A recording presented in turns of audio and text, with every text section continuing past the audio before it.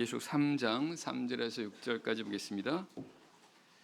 요한계시록 3장 3절에서 6절 말씀 제가 먼저 읽겠습니다.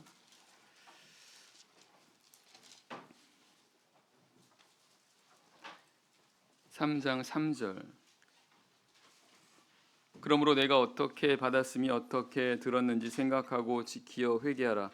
만일 깨지 아니하면 내가 도적같이 이르리니 어느 시에 내게 임할는지 내가 알지 못하리라.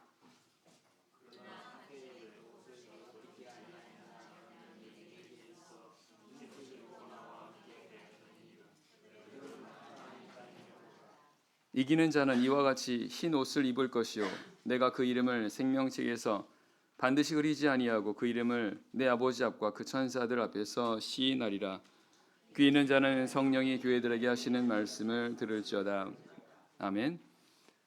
지난 시간 예수님께서 사대교회에 하신 말씀 살펴보았습니다. 예수님은 사대교회에 대해서 살았다 하는 이름은 가졌으나 죽은 자로다 이렇게 말씀하십니다. 영적으로 죽은 자들, 죽은 가운데 있다라는 뜻입니다. 영적으로 죽었다라고 하는 것은 그들이 이방인과 같은 그런 가운데 살고 있었다라는 뜻입니다. 이방인 즉 하나님을 알지 못하는 그런 사람들, 성경은 하나님을 믿지 않는 자들을 가리켜 영적으로 죽은 자들이라고 말씀합니다. 그래서 사대교회가 살았다 하는 이름을 가졌으나 실상은 죽은 자라고 말씀하신 것은 바로 이들이 그리스도라고 그리스도인이라고 하는 이름은 가졌으나 실제의 삶은 하나님을 그리스도로 알지 못하는 그런 삶들과 같은 그런 삶을 살고 있었기 때문이다라는 것입니다. 오늘 본문의 내용은 예수님께서 그런 사대교회에 회개하라고 말씀하시는 내용입니다. 계속 살펴보고 교훈을 얻도록 하겠습니다. 3절 제가 다시 읽겠습니다. 3절 말씀. 그러므로 내가 어떻게 받았으며 어떻게 들었는지 생각하고 지키어 회개하라. 만일 깨지 아니하면 내가 도적같이 이르리니 어느 시에 내게 임할는지 내가 알지 못하리라. 예수님은 이 사대교회에 회개하라고 말씀하십니다. 영적으로 죽어있는 그런 이 사대교회에 회개하라고 말씀하십니다. 회개하라고 하는 것은 돌이키란 뜻입니다. 그와 같은 삶 가운데서 돌이키는 것입니다. 그와 같은 삶 속에서 나오는 것입니다. 이제 이게 회개인 거죠. 회개라고 하는 것은 단지 생각이나 말에 그치는 것이 아니라 그 삶을 바꾸는 것입니다.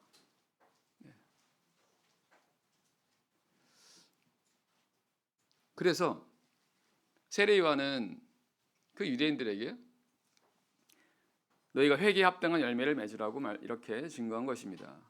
회개한다라고 하는 것은 회개한다면 열매가 있다는 것입니다. 그거에 합당한 열매를 맺게 된다는 것입니다. 결국 오늘 예수님께서 사대교회 회개하라고 말씀하신 걸 보면 그런 이방인과 같은 그런 삶에서 돌이켜서 이제 더 이상 그와 같은 삶을 살지 말라고 하는 그런 어떤 삶의 열매를 맺으라고 하는 그런 말씀이라는 것을 알게 됩니다. 결국 회개한다는 것은 열매를 맺는 것입니다. 열매라고 하는 것은 예수님 안에서 맺는 것이다라고 말씀하십니다. 요한복음 15장의 내용이 바로 그것이죠. 예수님은 내가 포도나무고 너희가 가지라고 말씀하십니다. 가지가 포도나무에 붙어 있으면 열매를 맺는 것처럼 우리 믿는 자가 예수님 안에 있으면 열매를 맺게 되는 것이고 그 예수님 안에 있다는 것은 예수님을 따르는 그런 삶으로 살아가는 겁니다. 결국은 예수님께서 하나님을 기쁘시게 하는, 하나님을 순종하게 하는, 하나님께 순종하는 그런 삶을 살았던 것처럼 우리 믿는 자들이 하나님께 순종하는 그런 삶을 살아갈 때에 바로 열매를 맺게 된다는 것입니다. 그게 바로 회개의 삶이라는 것입니다. 진정 회개하는 그런 삶이라면, 진정 회개한다고 한다면 반드시 그와 같은 그런 삶, 하나님께 순종하는 그런 삶이 이렇게 나타나는 것이고, 그게 바로 열매로 나타난다는 것입니다. 그런데 우리가 아는 것처럼 열매라고 하는 것은 그렇게 쉽게 맺어지지 않습니다. 열매를 맺는다는 것은, 어떤 나무가 열매를 맺는다는 것은 많은 시간과 많은 노력이 필요합니다. 마찬가지로 이와 같은 그런 신앙의 열매를 맺는 것, 회개에 합당한 열매를 맺는 것 역시도 사실은 많은 시간과 또한 많은 노력이 필요합니다. 바울은 디모데전서 4장 15절에서 이 모든 일에 전심전력하여 너의 신보를 모든 사람에게 나타나게 하라 라고 이렇게 권면한 바 있습니다. 전심전력하여 너의 진보를 보이라는 겁니다. 진보라고 하는 것은 성장한 겁니다. 변화한 겁니다. 바로 열매라는 거예요.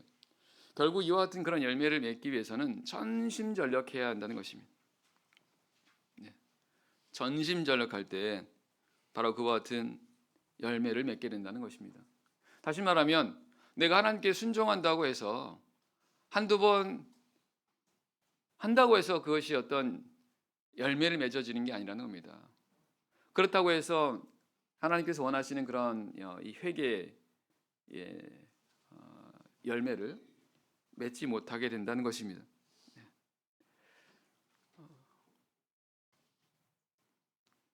힘을 써야 한다는 것입니다. 힘을 써서 하나님께 순종함으로, 그래서 그 안에서 돌이켜서 하나님이 원하는 그런 삶으로 이렇게 나오는 것이 바로 회개라고 말씀하십니다. 신명기 30장을 보겠습니다. 신명기 30장 2절입니다. 신명기 30장 2절에서 3절 말씀 제가 읽겠습니다. 신명기 30장 2절에서 3절입니다. 30장 2절. 너와 네 자손이 내 하나님 여호와께로 돌아와 내가 오늘날 내게 명한 것을 온전히 따라서 마음을 다하고 성품을 다하여 여호와의 말씀을 순종하면 내 하나님 여호와께서 마음을 돌이키시고 너를 긍휼히 여기사 내 포로를 돌리시되 내 하나님 여호와께서 너를 흩으신 그 모든 백성 중에서 너를 모으시리니. 하나님께로 돌아오려거든 마음을 다하고 성품을 다해서 여호와의 말씀을 순종하라는 겁니다. 이것이 하나님께로 돌이키는 바로 회개라고 말씀하십니다. 그리고 그렇게 할 때 하나님께서는 마음을 돌이키신다는 것입니다. 그래서 은혜를 다시 이렇게 회복하시겠다라는 그런 말씀이신데요. 9절 다시 보겠습니다. 9절 10절 말씀.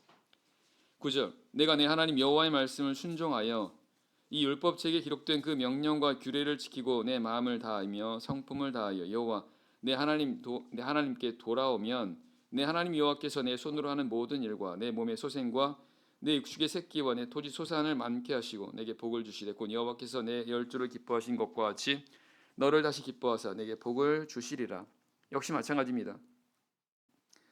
마음을 다하고 성품을 다하여 내 하나님께로 돌아오면, 하나님께 돌아온다는 게 바로 회개지 않습니까? 근데 그렇게 하기 위해서 마음을 다하고 성품을 다해서 하나님의 명령과 규례를 지키라고 말씀하십니다. 이것이 회개인 거고, 이렇게 할 때에 비로소 하나님께서 그 회개에 합당한 은혜를 베풀어 주신다라는 그런 말씀이십니다.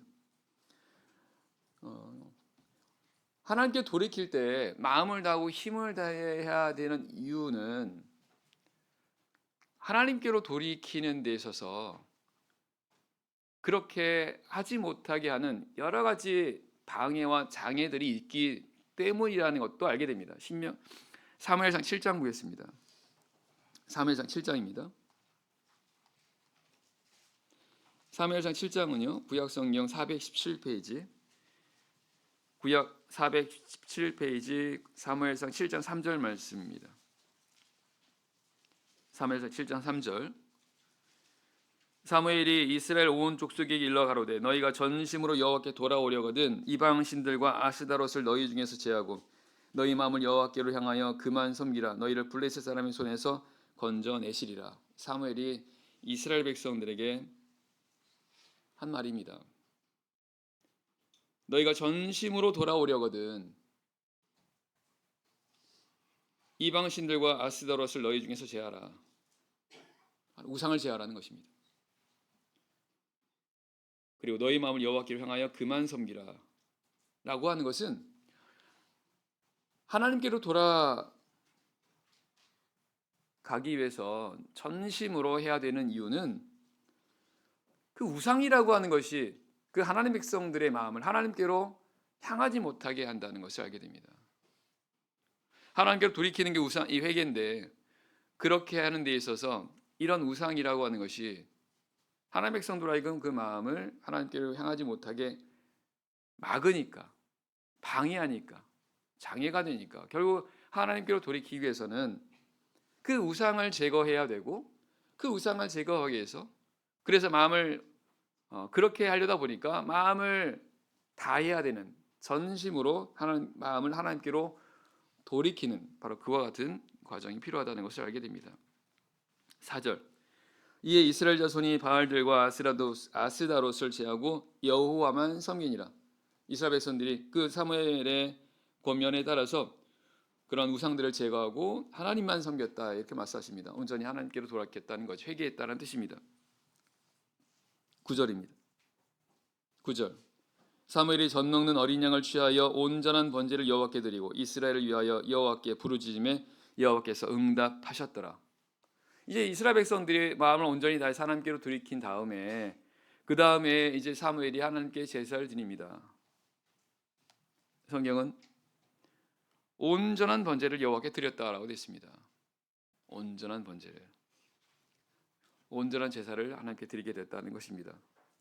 그리고 그럴 때 하나님께서 이스라엘을 위하여 그들의 부르짖음을 들으시고 응답하셨다 이렇게 말씀하십니다. 그래서 그 뒤에 보면 14절 15절 쭉 말씀 보게 되면 하나님께서 블레셋 새 압제 가운데 있는 이스라엘 백성들을 그 가운데서 이제 구원하시는 그런 내용이 나옵니다. 그러면서 하나님께서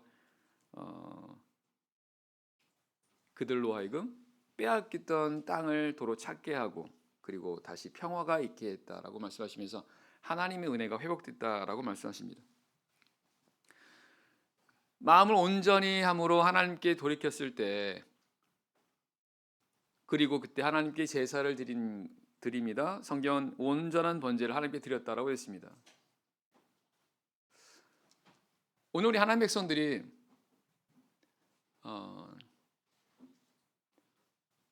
마음을 다해서 하나님께로 돌이키지 않았을 때 그때 이런 온전한 제사를 즉 온전한 예배를 하나님께 드릴 수가 없게 됩니다. 물론 하나님께 예배를 드릴 수 있습니다. 하지만 온전한 마음으로 온전한 하나님께 드리는 예배는 드릴 수 없게 된다는 것입니다.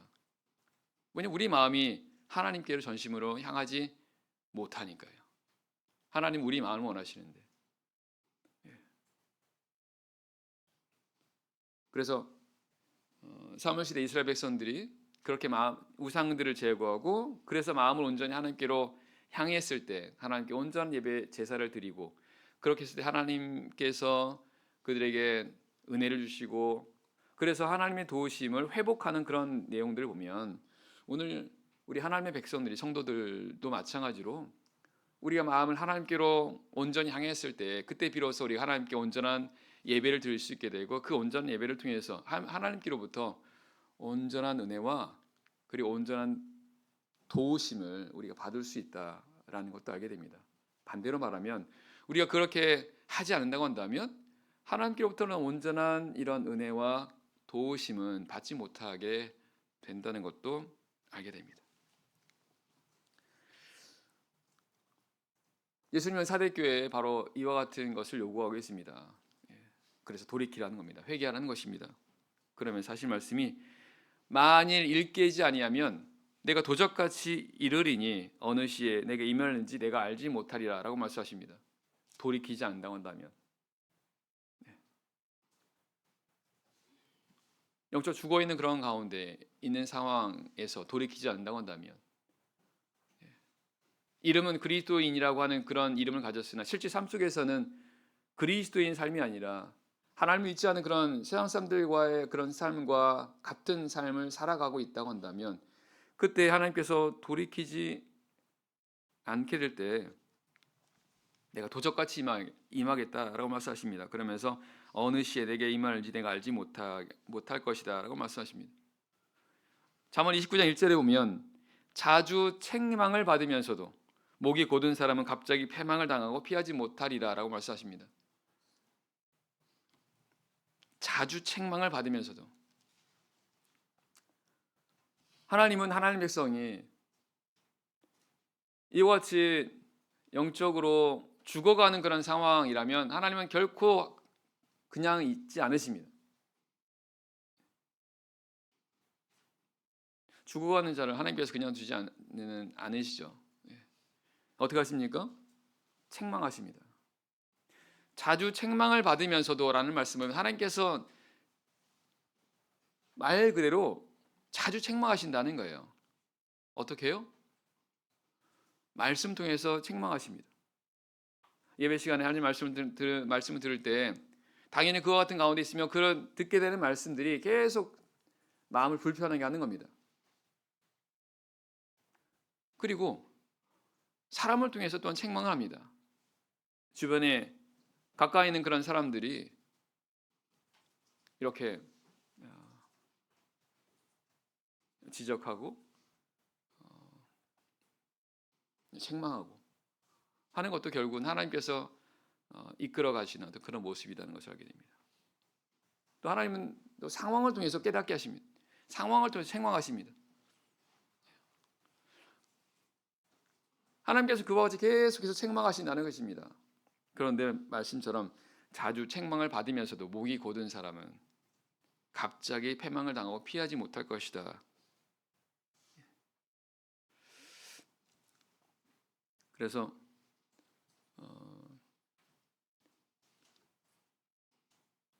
지혜 있는 사람은 그런 책망을 받을 때 빨리 돌이키는 사람입니다. 하지만 지혜롭지 않은 사람, 어리석은 사람은 그런 책망을 들을 때에 돌이키지 않습니다. 문제는 그렇게 책망을 받고도 돌이키지 않으면 점점 우리 마음이 강팍해진다는 것입니다. 히브리 3장 13절 말씀처럼 오직 오늘이라 일컫는 동안에 매일 피차 권면하여 너희 중에 죄의 유혹으로 강팍해 됨을 면하라.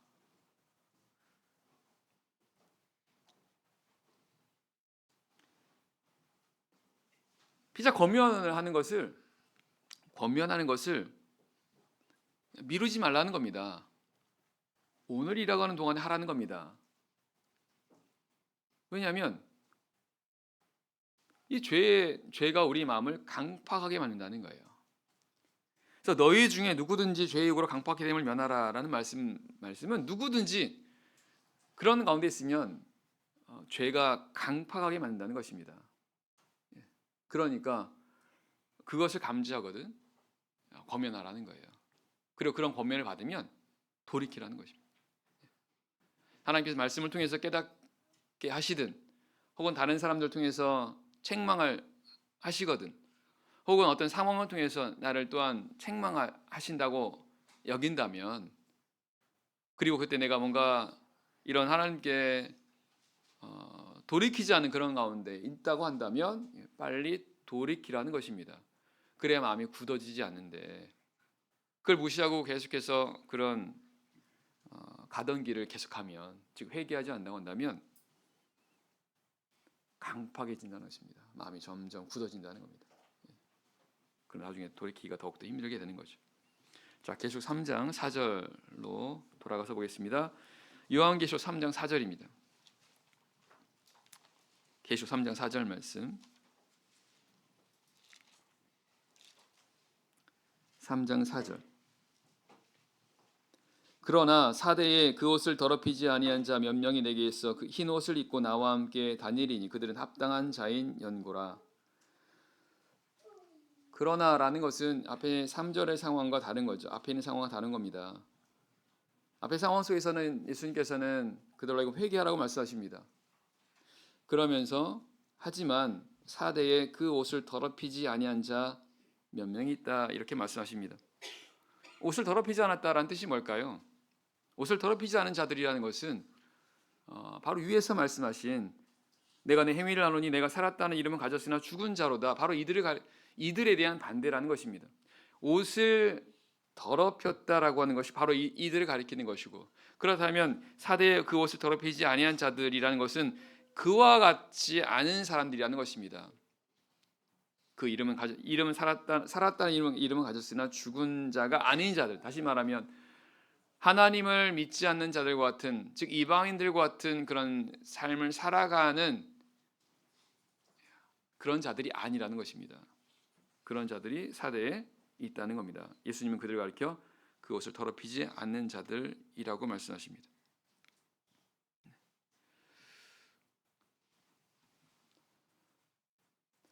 계시록에는 이런 사람들에 대한 내용이 또 나오죠. 그 옷을 더럽히지 않은 사람들. 계시록 14장에는 14만 4천 명이라는 사람이 나옵니다. 14만 4천 명. 사실 궁극적으로 그 하나님 나라에 들어가게 되는 하나님께 속한 자들이라고 하나님께 인정하는 사람들 보면 이들이 14만 4천 명인데 성경은 이들을 가리켜서 여자로 더불어 더럽히지 않은 자들이라고 말씀하십니다. 이 사람들은 여자로 더불어 더럽히지 않냐고 정절이 있는 자라. 여기서 여자라고 하는 것은 세상을 가리킵니다. 성경은 계시록에는 이 여자를 가리켜 바벨론이라 말씀합니다. 즉 죄악된 세상을 가리키는 것입니다. 그래서 이 사람들은 즉 14만 4천 명이라고 하는 예수님께서 인정하는 하나님께 속한 자들이라고 인정하는 이 사람들이 여자로 더불어 더럽히지 않았다라고 하는 것, 정절이 있는 자라고 말씀하신 것은 이들은 세상과 동화되지 않은 자들이라는 것입니다. 비록 세상에 살아가지만 세상 사람들과 같이 이렇게 살아가지 않는 자들, 세상에 살지만 그들로부터 영향을 받지 않고 여전히 신앙의 정절을 지키는 바로 그런 자들을 가리킨다는 것입니다. 바로 사대에 그 옷을 더럽히지 않은 자들이 바로 이런 자들이라는 것입니다. 세상에 살아가지만 세상에 동화되지 않은 그런 자들입니다. 우리가 잘 알고 있는 다니엘과 세 친구들이 바로 그와 같은 전형적인 그런 사람들이었습니다. 성경 다니엘이 자기를 더럽히지 않으려고 왕이 주는 짐이와 포도주를 먹지 않았다고 말씀하십니다. 바벨론이라고 하는 곳에서 자기를 더럽히지 않으려고 하나님을 믿는 그 신앙을 지키려고 뜻을 정해서 다니엘과 친구들이 이렇게 살아간 그 모습, 바로 여자로 더불어 더럽히지 않은, 즉 세상과 동화되지 않은 그런 모습이라는 것입니다. 예수님께서는 그 사대에 그 옷을 더럽히지 아니한 자들이 내게 있고 그들이 흰 옷을 입고 나와 함께 다닐 것이다 이렇게 말씀하셨습니까? 실제로 다니엘서를 보면 다니엘과 친구들이 그렇게 자기를 더럽히지 않으려고 믿음의 정절을 지켰을 때 풀무불에 들어가기도 하고 또한 사자굴에 들어가기도 했었습니다. 하지만 성경은 그 가운데서 하나님께서 그들과 함께 하셨다고 말씀하십니다. 풀무 속에서도 그리고 사자굴 속에서도. 그것은 주님께서 비록 그들이 세상에서 이렇게 믿음의 정절을 지키려고 그와 같은 그런 고난을 당하고 환난을 당하게 되지만 주님께서 그들과 함께 하실 것을 말씀하시게 된다는 것입니다. 주님께서 함께 하신다고 한다면 아무런 어떤 상황에도 아무런 문제가 되지 않겠죠. 성경은 그들을 가리켜 내게에서 흰 옷을 입은 자들이라고 말씀하십니다. 흰 옷을 입은 자들. 바로 예수 그리스도 옷 입은 바로 그와 같은 그런 자들이라는 말씀이죠. 그러면서 예수님은 그 사대에 그렇게 그 옷을 더럽히지 아니한 자 몇 명이 내게 있다라고 말씀하십니다. 소수라는 겁니다. 왜 소수일까요? 그 옷을 더럽히지 않는다라고 하는 것이 이건 어려운 일이기 때문에 그렇습니다. 예수님은 좁은 길을 가라고 말씀하십니다.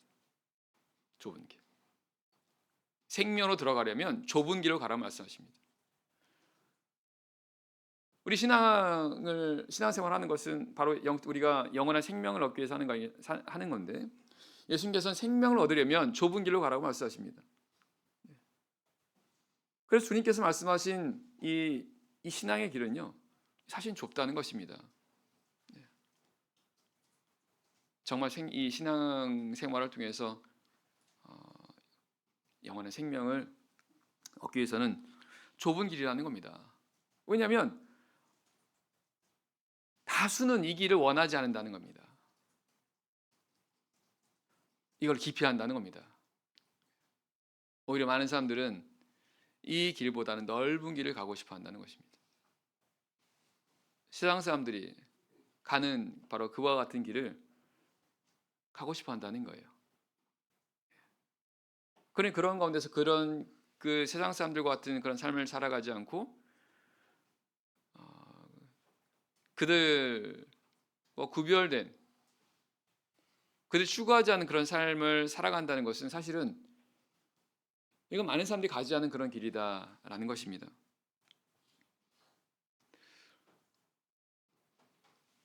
아까 사무엘이 이스라엘 백성들에게 너희가 하나님께 전심으로 돌아오려거든 우상들을 제하고 마음을 다해서 하나님께로 돌이키라고 말씀하지 않습니까?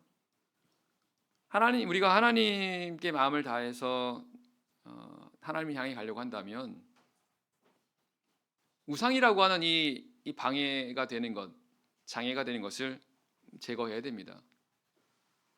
근데 이 우상이라고 하는 것이 사실은 세상 사람들이 다 추구하는 것들입니다. 우상이라고 하는 것은 하나님처럼 중요하게 여기는 거지 않습니까? 마치 우리 믿는 사람들이 하나님을 향해서 쫓아가는 것처럼 하나님을 잊지 않은 사람들이 쫓아가는 것이 바로 우상이다라고 말씀하십니다.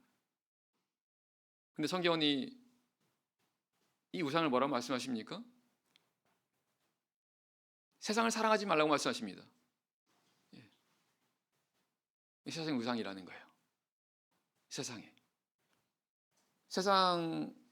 세상을 추구하고 그래서 세상 사람이 살아가는 방식으로 살아가는 것은 결국 우상을 따라가는 그런 삶이라는 겁니다. 그러면서 세상을 사랑하지 말라고 말씀하시면서 세상에 있는 모든 것이 육신의 정욕과 안목의 정욕과 이생의 자랑이라고 말씀합니다. 세상 사람들은 다 이것을 쫓아갑니다. 육신의 정욕입니다. 몸을 즐겁게 하는 것입니다. 육신을 즐겁게 하는 것. 안목의 정욕, 눈을 즐겁게 하는 것. 이생의 자랑, 세상에서 높아지는 것, 세상에서 뭔가를 자랑하려는 것. 결국 다 이런 것들이 다 세상의 것들이라고 말씀하세요. 그리고 그런 것들을 쫓아가는 것을 세상을 사랑하는 것이라고 말씀하시고 그런 삶이 바로 우상을 따라가는 그런 삶이라고 말씀하십니다.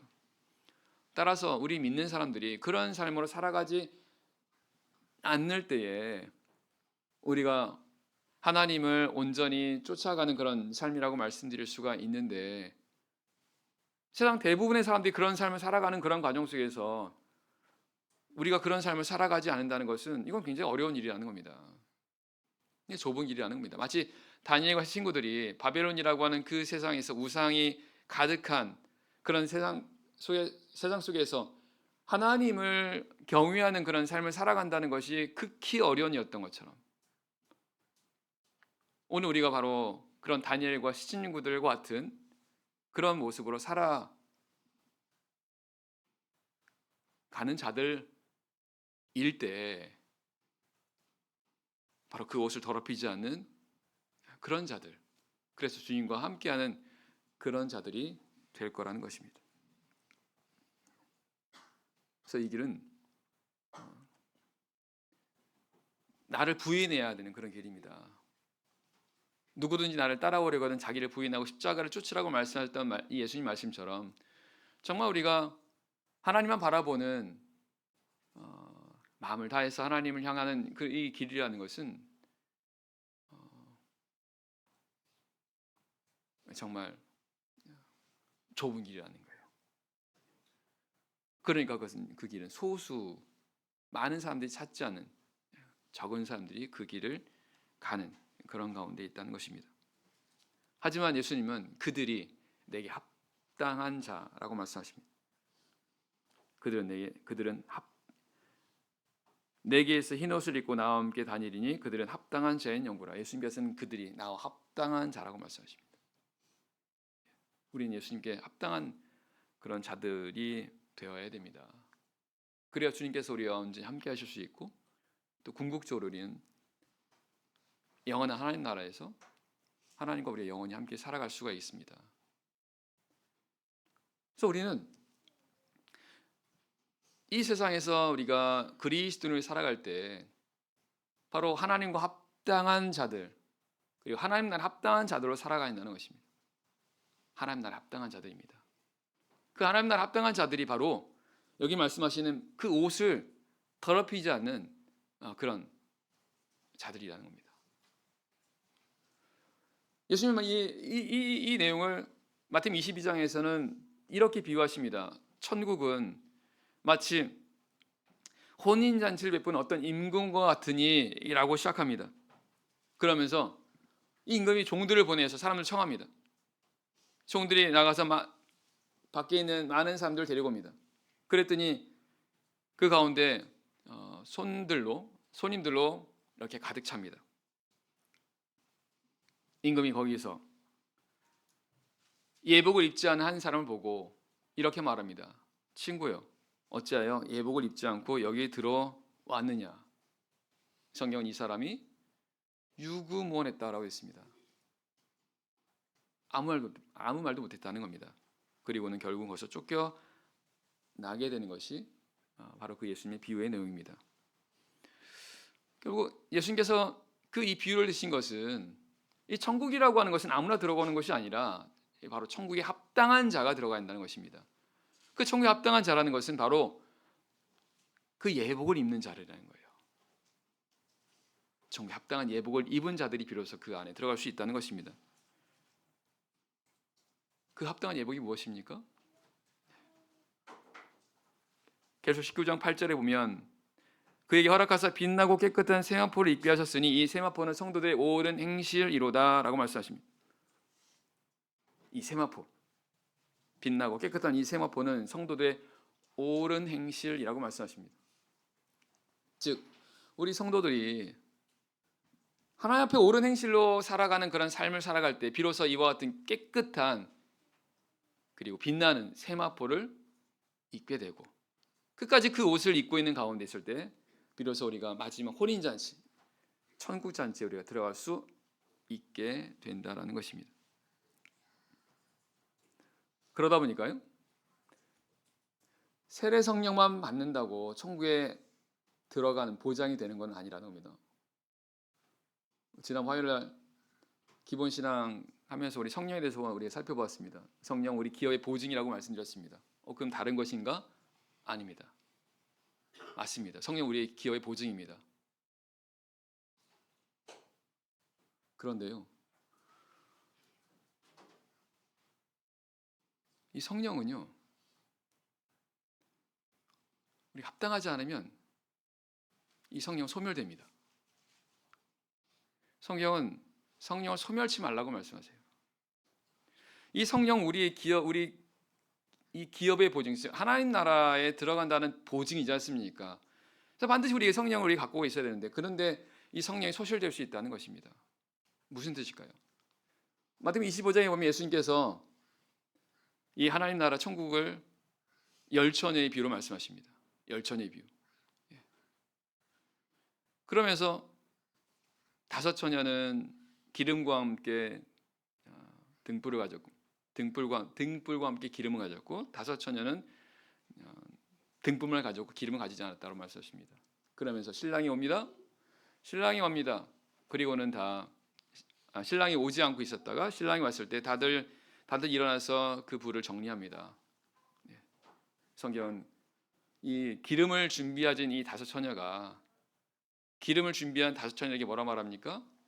우리 등불이 꺼져가니 기름을 나눠 달라라고 말합니다. 우리 등불이 꺼져간다는 거예요. 기름을 나눠 달라는 겁니다. 나눌 수가 없죠.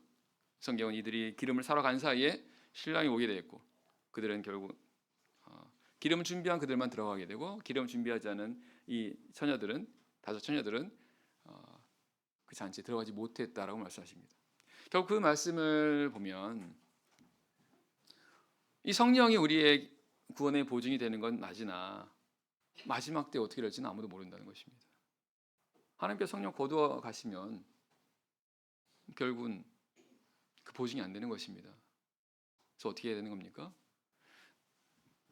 내가 성령이 있다라고 하는 이것으로 우리가 만족하거나 안주해서는 안 된다는 것입니다. 성령이 충만해야 한다는 것입니다. 성령이 충만해야 됩니다. 성령이 꺼질 듯 말 듯하는 그런 어떤 삶 가운데서 겨우겨우 그것을 유지하는 것을 생각하고 그런 가운데 신앙생활을 한다고 한다면 그럼 불안하다는 것입니다. 마치 우리가 차를 가지고 우리가 이동할 때 기름이 가득 차 있으면 우리가 걱정이 안 되지 않습니까? 하지만 기름이 간당간당하게 되면 중간에 차가 언제 멎을까 이런 어떤 걱정을 하면서 가지 않습니까? 똑같다는 것입니다. 우리가 세상을 살아가는 동안에 성령 충만한 가운데 있으면 이런 부분에서 우리 걱정이 없다는 것입니다. 그래서 사실은 예수님께서 그 열처녀의 비유를 통해서 우리에게 말씀하신 것은 예비하라는 것입니다. 항상 예비하고 있으라는 겁니다. 뭘 예비하는 겁니까? 기름 예비하라는 겁니다. 내 안에서 성령이 충만할 수 있도록 항상 준비될 수 있도록 그렇게 하라는 것입니다. 결국 그와 같은 그런 삶을 살아갈 때 우리가 흰 옷을 입게 되면서 그리고 마지막에 하나님 나라에 들어가는 그 하나님의 이런 은혜까지 우리가 얻게 된다라는 그런 말씀이 되는 것입니다. 그래서 로마서 9장 27절 말씀에서는 이스라엘 뭇자손의 수가 비록 바다 모래가 될지라도 남은 자만 구원을 얻으리니라고 말씀하십니다. 남은 자만 구원받는다는 것입니다. 끝까지 남은 사람들입니다. 끝까지 믿음 안에 남은 사람들, 끝까지 그리스도 안에 남은 자들, 그런 자들이 결국 구원을 받게 된다는 것이고요. 베드로서 1장 말씀 보겠습니다. 죄송합니다. 신강광에서 베드로서 1장의 말씀, 베드로서 1장 10절과 11절 말씀은요. 항상 말씀에 힘써 순종하라 그런 말씀하십니다. 그러면 우리가 예수 그리스도의 영원한 나라에 들어감을 넉넉히 우리에게 주신다는 그런 말씀하십니다.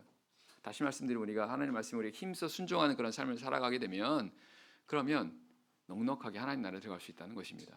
그러나 반대로 우리가 이 하나님의 말씀에 순종하는 그런 삶을 힘쓰지 않는다고 한다면 그러면 넉넉하게 안 된다는 거죠. 경우에 따라서 겨우 간신히 경우에 따라서는 들어갈 수도 없는 그런 상태가 된다는 것입니다. 자, 3장 5절 말씀 보겠습니다. 5절 말씀. 5절. 이기는 자는 이와 같이 흰 옷을 입을 것이요 내가 그 이름을 생명책에서 반드시 흐리지 아니하고 그 이름을 내 아버지 앞과 그 천사들 앞에서 시인하리라. 예수님은 이기는 자는 이와 같이 흰 옷을 입을 것이다 라고 말씀하십니다. 이기는 자들이 바로 4절에서 말씀하고 있는 그런 흰 옷을 입어서 주님과 함께하고 합당한 자가 될 수 있다 라고 말씀하시는 겁니다. 그럼 예수님께서 왜 이기는 자라고 말씀하신 걸까요? 이긴다는 것은 극복하는 겁니다. 승리하는 겁니다. 그 말은 그 과정에서 이기는 과정이 쉽지가 않다는 겁니다. 아까 말씀드린 것처럼 우리가 하나님께로 온전히 마음을 향해서 가는 길, 이 좁은 길이라고 말씀드리지 않았습니까? 정말 우리가 온전히 하나님을 하나님께 합당한 그런 자로 살아간다는 것은 그것은 쉬운 일이 아니라는 것입니다. 왜냐하면 그 과정이 어렵다는 겁니다. 디모데 3장 12절 말씀 보게 되면 무릇 그리스도 예수 안에서 경건하게 살고자 하는 자는 핍박을 받으리라라고 말씀하십니다. 그리스도 안에서 경건하게 살고자 하는 자들, 정말 주님과 합당한 그런 삶으로 살아가게 된다면 핍박받는다는 것입니다. 그런데 그것을 이겨야 한다는 것입니다. 비록 그런 어려움이 있지만, 그런 핍박이 있지만 그것을 이길 때에 이와 같이 흰 옷을 입게 된다는 그런 말씀이십니다. 그리고 이 순종이라고 하는 건요, 순종은 하나님께서 원하시는 것에 순종하는 겁니다. 내가 원하는 것에 순종하는 게 아닙니다. 하나님께서 원하시는 것에 내가 순종하는 겁니다. 그러니까 어려운 거예요. 하나님 원하시는 것, 내가 원하는 거면 그렇게 어렵지 않습니다. 근데 내가 원하는 것, 하나님께서 원하시는 것이 내가 원하는 것과 다르면 이건 어렵게 되는 겁니다. 계속 14장에서 아까 13만 4천 명에 대해서 이들은 여자로 더불어 더럽힘을 입지 않은 정절을 가진 자라고 말씀하면서 이들은 어린 양이 어디로 인도하는지 따라가는 자들이라고 말씀하세요. 어린 양이 어디로 인도하든지 간에 따라가는 자들, 즉 하나님께서 어디로 인도하든지 간에 순종하는 자들이라는 것입니다. 이들이 원하든 원하지 않든 하나님께서 인도하는 그런 상황이라고 한다면 이들은 그냥 따라가는, 순종하는 그런 자들이었다는 것입니다. 결국 그와 같은 삶을 산다는 것은 그런 어려움이라는 그 과정을 이겨야 한다는 거예요. 그래서 바로 이기는 자는 이와 같이 흰 옷을 입게 될 것이다 라고 말씀하시는 겁니다. 내가 그 이름을 생명책에서 반드시 흐리지 아니하고 그 이름을 내 아버지 앞과 그 천사들 앞에서 시인하리라. 성경에는요, 생명책이라는 것이 있다는 것을 알게 됩니다. 생명책입니다. 계시록 말씀 보면 이 생명책에 이름이 농명된 자가 결국은 하나님 나라에 들어갈 수 있다고 말씀하십니다. 그래서 반드시 생명책에 이름이 기록되어야 됩니다. 여기 보면 그 이름을 생명책에서 반드시 흐리지 않는다라는 말씀 보면요, 이 생명책에 이름이 기록이 됐다 하더라도 흐려질 수 있다는 거예요. 점점 흐려져서 나중에는 없어질 수 있다라는 그런 의미가 되는 거죠. 우리 성도들은, 물과 성령 거듭난 우리 성도들은 생명책에 다 이름이 기록된 사람들입니다. 생명을 가진 자들인 거죠. 그러니까 생명책 이름이 농명된 자들입니다. 문제는 이 기록된 이름이 흐려져서는 안 된다는 겁니다. 예수님께서는 이기는 자는 내가 그 이름을 생명책에서 반드시 흐리지 않겠다라고 말씀하십니다. 이기는 자, 이기는 삶을 살 때, 하나님께 순종하는, 하나님께 합당한 그런 삶을 살아갈 때, 다시 말하면 하나님께 순종하는 그러한 과정에서 힘들고 어려움이 있다 하더라도 그럼에도 불구하고 끝까지 하나님께 순종하는 그런 삶을 살아갈 때 하나님께서는 그 사람의 이름을 반드시 흐리지 않겠다라고 약속하시는 것입니다.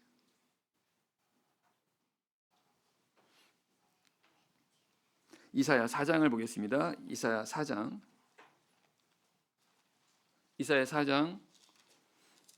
3절입니다. 이사야 4장 3절 말씀. 이사야 4장 3절입니다. 이사야서 4장 3절. 시온에 남아있는 자, 예루살렘에 머물러 있는 자, 곧 예루살렘에 있어 생존한 자 중 농명된 모든 사람은 거룩하다 칭함을 얻으리니 이는 주께서 그 심판하는 영과 소멸하는 영으로 시온의 딸들의 더러움을 씻으시며 예루살렘의 피를 그 중에서 청결케 하실 때가 됨이라. 여기 농명된 자들이 나옵니다. 농명된 자들, 바로 생명책에 이름이 기록된 바로 그런 사람들입니다. 어떤 사람들입니까? 시온에 남아있는 사람들입니다. 남은 사람들입니다. 예루살렘에 머물러 있는 사람들입니다. 다시 말씀드리면 바로 그 예수님을 믿는 이런 이 온전한 신앙 안에 남은 자들입니다. 끝까지 그 안에 남은 자들, 끝까지 그 흰 옷을 입은 하나님의 말씀에 순종하는 그런 삶을 살아가는 사람들, 바로 여기서는 시온에 남아 있는 자들이라고 말씀하고 있고, 그들이 바로 농명된 자, 생존한 자 이렇게 표현합니다. 그러면서 4절에 보면 주께서 심판하는 영과 소멸한 영으로 그 더러움을 제거한다라고 말씀하십니다. 우리가 그리스도 안에 거하는 삶을 살 때 바로 성령께서, 하나님 영이 그 우리의 모든 더러운 것들을 깨끗하게 하신다는 거예요. 그러니까 우리가 주님과 함께하는 삶에 우리가 합당한 자가 되는 것입니다.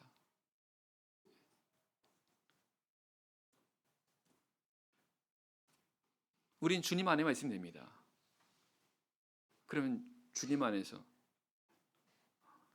우리의 모든 이런 허물과 그리고 그런 죄들을 여기 말씀처럼 이렇게 제하시고 태우시고 소멸하게 하시는 거예요.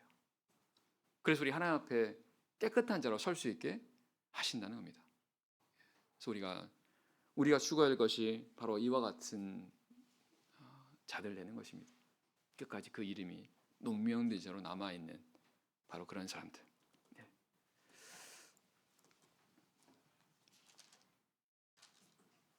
5절, 6절 말씀 보고 마치겠습니다. 5절.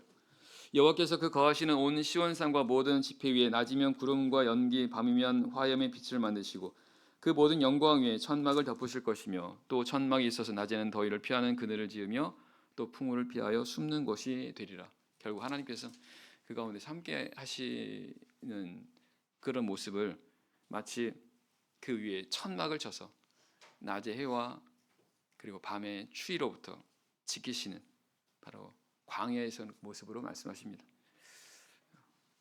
하나님께서 함께 할 때 바로 이와 같은, 우리가 언제 어디 있든 하나님께서 함께 하실 때 하나님께서 그 모든 어려움들을, 그런 모든 환난들을 다 이렇게 이기게 하시고 하나님과 끝까지 계속해서 함께 하시게 된다라는 그런 말씀을, 그런 약속을 하고 계십니다. 바라옵기는 흰 옷을 끝까지 지켜서 예수님과 함께하는, 예수님께 합당한 그런 자로 살아가는 우리 모두가 되길 바랍니다. 바로 기도하겠습니다. 오늘 들으신 말씀 생각